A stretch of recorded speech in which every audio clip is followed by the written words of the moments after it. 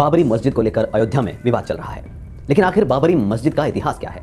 पूरी दुनिया में मंदिर और मस्जिद के विवाद को लेकर हिंदू मुसलमान के बीच गहरी खाई खोदने वाले अयोध्या के राम जन्मभूमि और बाबरी मस्जिद विवाद के बारे में तो हर किसी को पता है और यह भी पता है कि इस मामले को लेकर कितना खून खराबा हुआ है।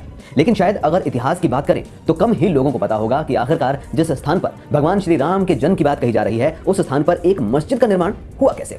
इस वीडियो के जरिए हम आपको यह बताने की कोशिश करेंगे कि बाबरी मस्जिद का इतिहास क्या है और आखिरकार इस मस्जिद को लेकर इतना बड़ा बवाल क्यों है। आखिर क्यों हिंदू और मुसलमानों के बीच इतना बड़ा खून खराबा हुआ। ऐतिहासिक तथ्यों के मुताबिक भारत के पहले मुगल सम्राट बाबर के निर्देश पर अयोध्या के रामकोट क्षेत्र में सन 1527 ईस्वी में एक मस्जिद के निर्माण का दावा किया गया है। बाबर के सेनापति मीर बाकी ने इस मस्जिद का नाम बाबरी मस्जिद रखा था।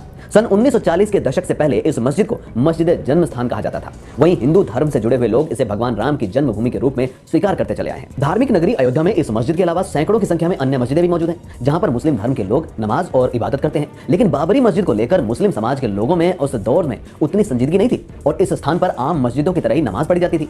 इतिहासकारों और उपन्यासकारों में बाबरी मस्जिद को लेकर अलग अलग तथ्य हैं, लेकिन भारत की जितनी भी पुरानी किताबें हैं या जिन्होंने भारत के बारे में लिखा है, जैसे आप अगर गांधी की बायोग्राफी या देश के पहले प्रधानमंत्री की किताब भारत एक खोज इसमें भी पढ़ेंगे तो कहीं पर भी विवादित भूमि जो है इसका जिक्र नहीं किया गया है। जब हम बाबरी मस्जिद के इतिहास की बात करें तो स्वर्गीय कमलेश जी की किताब का जिक्र कितने पाकिस्तान में लिखे कुछ तथ्यों की बात भी करनी चाहिए।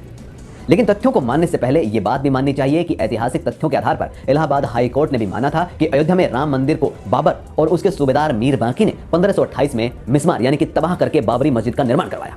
मीर बाकी का पूरा नाम मीर बाकी ताशकंदी था और वो अयोध्या से 4 मील दूर सेनहुआ से सटे ताशकंद गांव का निवासी था। इसी तथ्य को आधार बनाकर हाईकोर्ट की लखनऊ पीठ ने सितंबर में ऐतिहासिक फैसला सुनाया था। अब किताब में छपे हुए कुछ तथ्यों को भी हम आपको बताते हैं। अयोध्या में मस्जिद बाबर के भारत पर आक्रमण करने से पहले से मौजूद थी।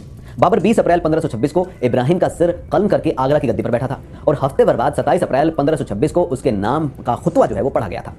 दूसरा तथ्य, अयोध्या की मस्जिद में एक शिलालेख बनाया गया था जिसका जिक्र ब्रिटिश अफसर फ्यूहर ने कई जगह पर किया है। फ्यूहर ने 1889 में आखिरी बार उस शिलालेख को पढ़ा था, जिसके बाद अंग्रेजों ने इसे नष्ट करवा दिया था। शिलालेख के मुताबिक अयोध्या में मस्जिद का निर्माण इब्राहिम लोदी के शासन में उसी के आदेश पर 1523 में शुरू हुआ और 1524 में मस्जिद पूरी कर ली गई। अब तीसरा तथ्य क्या है? शिलालेख के मुताबिक मस्जिद किसी मंदिर को तोड़कर नहीं बल्कि खाली जगह पर बनाई गई थी। इसका यह भी मतलब होता है कि अगर विवादित स्थल पर राम या किसी दूसरे देवता का मंदिर था जिसके अवशेष खुदाई में मिले और सबूत इसके मिले हैं तो वो 14वीं सदी से पहले ही निस्तेनाबूद कर दिया गया होगा या खुद ही नष्ट हो गया होगा। अब चौथा तथ्य क्या है? 1857 के विद्रोह के बाद अंग्रेज चौकन्ने हो गए थे कि ब्रिटिश इंडिया की नई पॉलिसी बनाई गई उसी चौकन्ने होने के बाद, जिसके मुताबिक अंग्रेजों ने तय किया कि अगर इस उपमहाद्वीप में लंबे समय तक शासन करना है तो इसे धर्म के आधार पर विभाजित करना होगा ताकि हिंदू और मुस्लिम एक दूसरे से ही लड़ते रहें और उसका ध्यान आजादी जैसे मुद्दों पर ना जाए। इसी नीति के तहत लोदी की मस्जिद बाबरी मस्जिद बन गई और उसे राम मंदिर से जोड़कर ऐसा विवाद खड़ा कर दिया गया जो आज तक हल नहीं हो पाया है। तो ये वो कुछ तथ्य हैं जो बताते हैं बाबरी मस्जिद के इतिहास के बारे में। ये वीडियो आपको कैसा लगा हमें जरूर बताइएगा।